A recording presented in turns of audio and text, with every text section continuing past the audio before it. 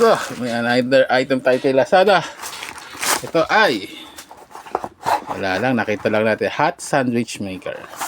So, nakita nyo ba yung ano nila ginagawa na parang isang tasty, tas ilalagay mo doon sa ganito.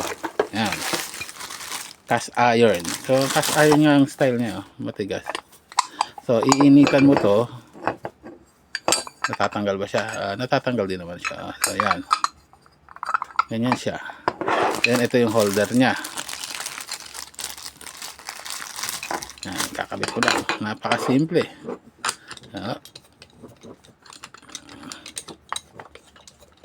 Screw mo lang dyan.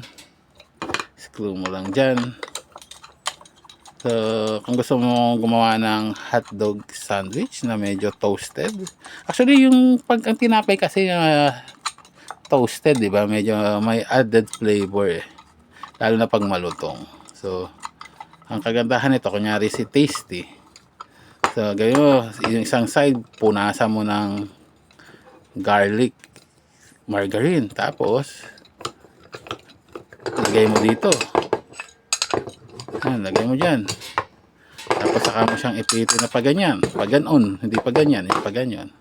Tapos lagyan mo pa ng hotdog. Tapos yan, press mo. Then, ilalagay mo to sa kalan. Iinitin mo ganyan. Pagkatapos kabilang side, oh. Tapos tanggali. Pagbukas mo, yan na, may tinapay ka ng malutong-lutong. So, ang hirap i-imagine pag wala tayong tasty. So, mamaya, bili tayo sa tindahan ng tasty. Subukan natin. Alright. Yan. Pero another kitchen utility. Pero maganda sana ito kung meron kayong maramihan na yun. Isang set na gano'n para apat-apat agad. Kasi gaganyan mo lang. Gaganyan mo.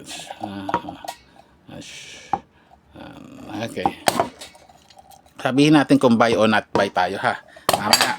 Pag ano natin. So yung next video, panoorin nyo. Oh, yan.